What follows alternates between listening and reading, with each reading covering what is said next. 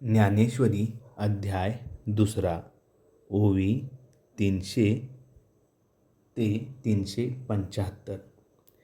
ज्याप्रमाणे हर्ष शोकरहित असतो व आत्मज्ञानाने संपन्न असतो तो स्थिरबुद्धी होय, असे अर्जुना तू जाण. किंवा ज्याप्रमाणे कासव खुशीत असताना आपले अवयव पसरते किंवा मनाला वाटल्यास आपण आवरून घेते, त्याप्रमाणे ज्याची इंद्रिये ताब्यात असतात व ती जे म्हणेल ते करतात त्याची बुद्धी स्थिर झालेली आहे असे समज. अर्जुन, आता आणखी एक नवलाईची गोष्ट सांगतो, ते ऐक. साधक निग्रहाने विषयाचा त्याग करतात व जे क्षत्रियादी इंद्रिये आवरतात पण जिभेला आळा घालीत नाहीत, त्यास हे विषय हजारो प्रकारांनी घेरून टाकतात. ज्याप्रमाणे एखाद्या झाडावरची पालवी खोडून टाकली पण मुळाला पाणी घातले तर त्या झाडांचा नाश कसा होणार? ते झाड पाण्याच्या जोरावर आडव्या अंगाने ज्याप्रमाणे अधिक विस्तारते, त्याप्रमाणे रसेंद्रियांच्या द्वाराने विषय वासना मनात पोचतात. इतर इंद्रियांचे विषय तुटतात, त्याप्रमाणे ही जिभेचा विषय रस निग्रहाने तोडता येत नाही, कारण त्या वाचून जगणे व्हायचे नाही. पण अर्जुना, जेव्हा साधक उपरोक्षानुभव घेऊन परब्रह्म होऊन जातो तेव्हा त्याला अशाही रचनेचे सहज नियमन करता येते. ज्यावेळी ते ब्रह्म मी आहे असा अनुभव येतो त्यावेळी शरीराचे काम क्रोधादी विकार नष्ट होतात आणि इंद्रिये आपले विषय विसरतात. एरवी अर्जुना, ही इंद्रिये साधनांना दाद देत नाहीत. जे इंद्रिये स्वाधीन ठेवण्याकरता खटपट करतात ते आपल्यावर अभ्यासाचा पहारा ठेवतात, यमनियमांचे मनाला कुंपण घालतात व जे मनाला नेहमी मुठीत धरून असतात त्या साधकांना देखील ही इंद्रिये अगदी कासावीस करून टाकतात. त्या इंद्रियांचा प्रताप हा असा आहे, ज्याप्रमाणे हडळ मांत्रिकाला चकवते त्याप्रमाणे पहा हे विषय रिद्धिसिद्धीच्या रूपाने प्राप्त होतात आणि मग इंद्रियांद्वारे साधकाच्या मनाला ग्रासून टाकतात. अशा पेचात मन सापडते म्हणजे हे मन अभ्यासाच्या कामी पंगू होऊन राहते. इंद्रियांचा जोर हा असा आहे. म्हणून अर्जुना ऐक, सर्व विषयावरील आसक्ती सोडून त्याचे इंद्रियांचे जो सर्वस्वी दमन करतो त्याचे अंतःकरण विषयी सुखाच्या लालसेने फसले जात नाही, तोच पुरुष योगनिष्ठेचा अधिकारी आहे असे तू समज. तो आत्मज्ञानाने निरंतर संपन्न असतो. त्याचप्रमाणे मला अंतःकरणात कधी विसरत नाही. एरवी एखाद्याने बाह्यत विषयाचा त्याग केला पण मनात जर काही विषय किंवा वासना असतील तर हा संपूर्ण संसार त्याला आहेच असे समज.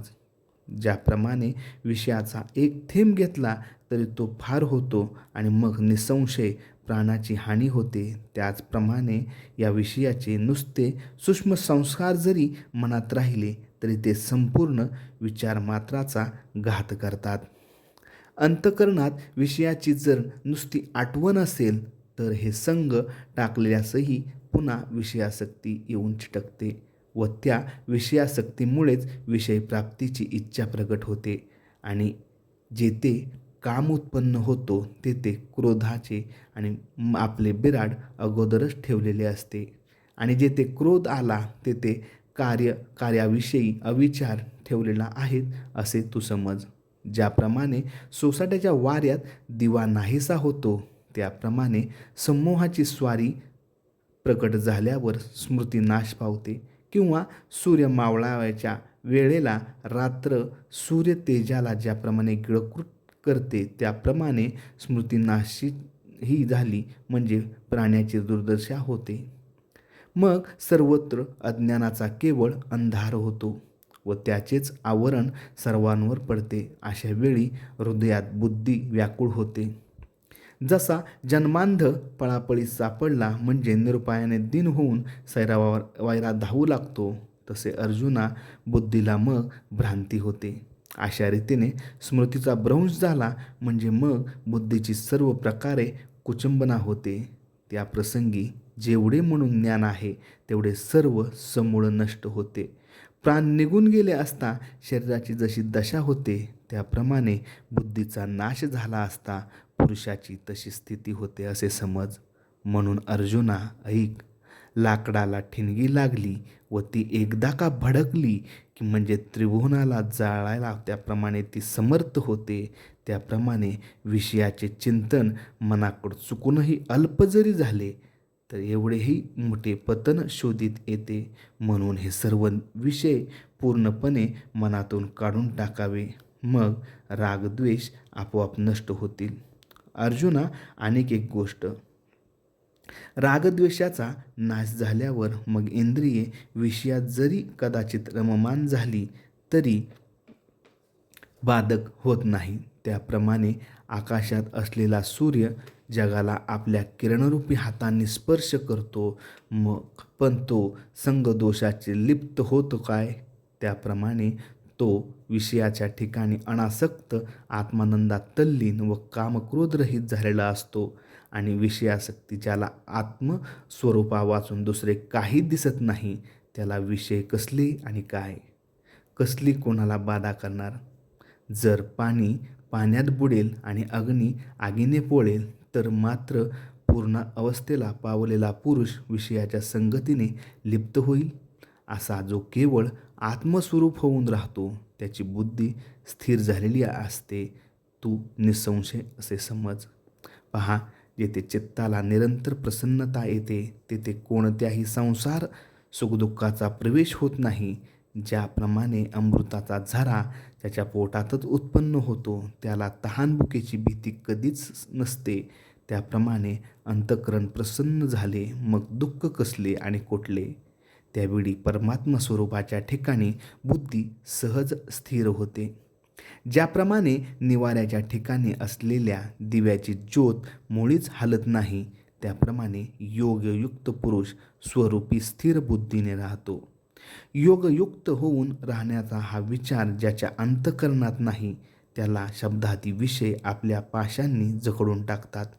अर्जुना, त्याची बुद्धी स्थिर तर केव्हाच होत नाही आणि तशी बुद्धी स्थिरतेची उत्कट इच्छाही त्याच्या मनात उत्पन्न होत नाही. आणि पहा, निश्चलत्वाची नुसती कल्प नाही तर त्याच्या मनाला शिवतही नाही, तर अर्जुना शांतीचा लाभ कसा होणार?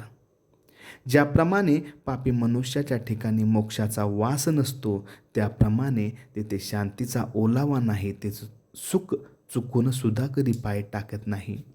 पहा, विस्तवात घातलेले बी जर उगवेल तर शांतीहीन पुरुषाला सुखप्राप्ती होऊ शकेल. म्हणून मनाची चंचलता हेच दुःखाचे सार आहे.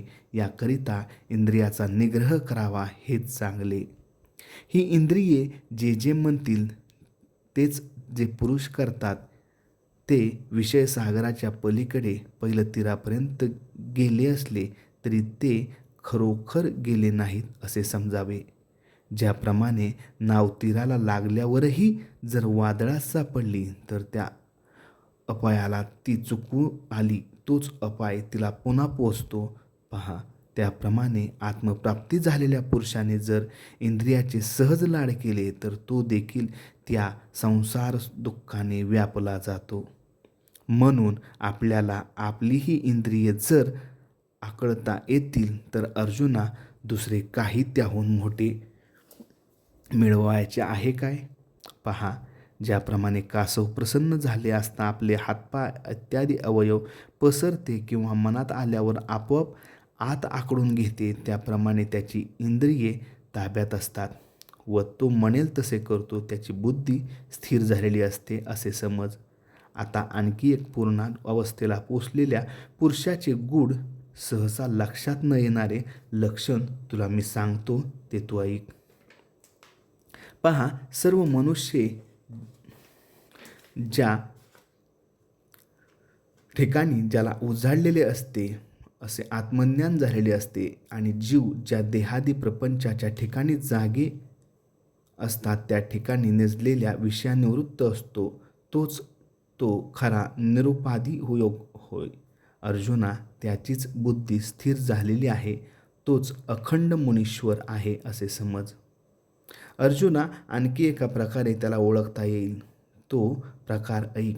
जशी समुद्रात निरंतर शांतता असते, जरी सर्व नद्यांचे प्रवाह तुडुंब भरून समुद्राला मिळतात, तरी तो त्याप्रमाणे जराही फुगत नाही व आपली मर्यादाही थोडीही सोडित नाही. किंवा उन्हाळ्याच्या वेळी जरी सर्व नद्या आटून गेल्या, तरी त्यास एकही नदी मिळाली नाही, तरी त्यावेळी अर्जुना समुद्र तसा मुळीच कमी होत नाही. त्याप्रमाणे रिद्धिसिद्धी प्राप्त झाल्या असताही त्याचे मन हर्षाने उचंबळत नाही, आणि त्या जर प्राप्त झाल्या नाहीत तर त्या अधैर्याची त्याची बाधा होत नाही. सांग बरे, सूर्याच्या घरी प्रकाशाचा दिवा लागतो का? आणि दिवा लावला नाही तर तो सूर्य अंधाराने कोंडून जाईल का? पहा, याप्रमाणे रिद्धिसिद्धी आल्या का गेल्या याचे त्याला भानही नसते. तो अंतःकरणाने महासुखात निर्मग्न असतो. जो ऐश्वर्यापुढे इंद्रभुवनालाही तुच्छ समजतो, तो भिल्लाच्या पालाच्या खोपटात कसा रमेल?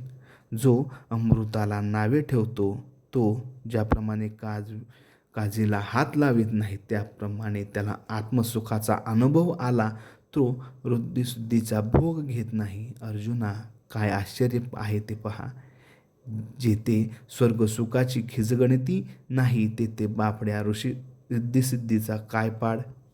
असा तो आत्मज्ञानाचे तृष्ट झालेला, परमानंदाने पुष्ट झालेला आहे, तोच खरा स्थिर बुद्धी आहे, असे तू जाण. तो अहंकाराला घालवून, सर्व कामना सोडून व अनुभवाच्या अंगाने जगद्रूप बनून जगात वावरतो. या ब्रह्मस्थिती अमर्याद आहे. जे निष्काम पुरुष हिचा अनुभव घेतात, ते अनासाये परब्रह्माला पोचतात. कारण की ज्ञानरूपी मिळाल्यावर प्राण जाते वेळी होणारी व्याकुळता, चित्ताची तळमळ, ज्या ब्रह्मस्थितीमुळे ज्ञानाच्या चित्तात लुडबुड करीत नाही, ती स्थिती श्रीकृष्णाने स्वमुखाने अर्जुनास सांगितली, असे संजय म्हणाला. असे श्रीकृष्णाचे बोलणे ऐकून अर्जुनाने असे मनात म्हटले की आता देवाच्या या विचारसरणीने आमचेच आयते कार्य झाले. कारण की जेवढे कर्म म्हणून आहे, तेवढेच सर्व देवाने निषेधले, त्याज्य ठरवले आहे. मग माझे युद्ध करणे आयतेच थांबते. श्रीकृष्णाचे बोलणे ऐकून अर्जुन आपल्या चित्तात असा प्रसन्न झाला. यापुढे त्याच्या मनात शंका येऊन तो श्रीकृष्णाला चांगला प्रश्न करील. तो प्रसंग मोठा बहारीचा आहे. जणू काय तो सर्व धर्माचे आगर व विचाररूपी अमृताचा अमर्याद सागरच आहे. सर्व ज्ञानाचा शिरोमणी तो श्रीकृष्ण, तोच स्वतः जे निरूपण करीत आहे, तीच हकीकत निवृत्तीनाथांचे शिष्य ज्ञानदेव सांगतात.